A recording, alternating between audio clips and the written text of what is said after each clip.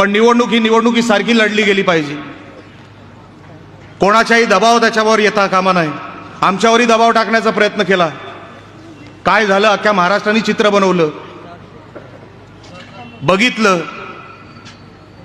आणि दमदाटी वगैरे ही भाषा आमच्या समोर चालतच नाही हो.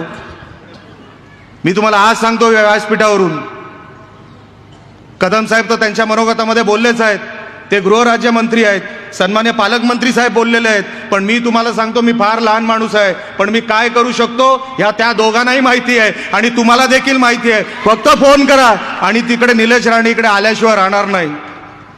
मग आपल्याला समोर कोण आहे मला काय कळत नाही.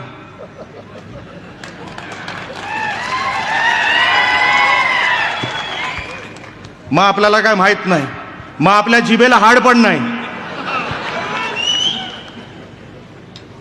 मग समोरचा काय करू शकतो त्याच्यापेक्षा मी काय करू शकतो हे त्याला समोरच्याला दाखवल्याशिवाय आपण राहत नाही. आणि म्हणून अनिकेतराव, तुम्ही काय काळजी करू नका. माझ्या निवडणुकीमध्ये तर असे रेट होते, मला इकडे काय रेट चाललाय मला माहित नाही. मला जेव्हा सांगितलं, माझ्या निवडणुकीमध्ये जेव्हा माझ्याकडे नगरपंचायत होती, त्या निवडणुकीमध्ये मला असं सांगितलं कुठेतरी 25,000 रुपये पर मताला. मला साला वाटलं पहिलं कुठलं कोणाची तरी सॅलरी सांगतोय, पगार सांगतोय कोणाचं. मी 25,000. मी त्याच दिवशी ठरवलं, आता मी झोपणार नाही म्हणजे नाही, समोरच्याची पण झोप घालवणार आणि मी पण स्वतः झोपणार नाही. आणि तसं मग मैदानात उतरलो. 25,000 रुपये.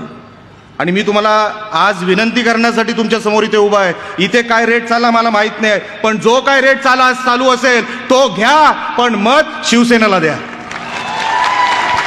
एकही सोडू नका. ते किती पार्सल असेल, किती वजन असेल त्या पार्सलमध्ये बघू नका, सगळं घ्या आणि आमच्या अनिकेतच्या पॅनलला, अनिकेत राजेंच्या पॅनलला मतदान करा.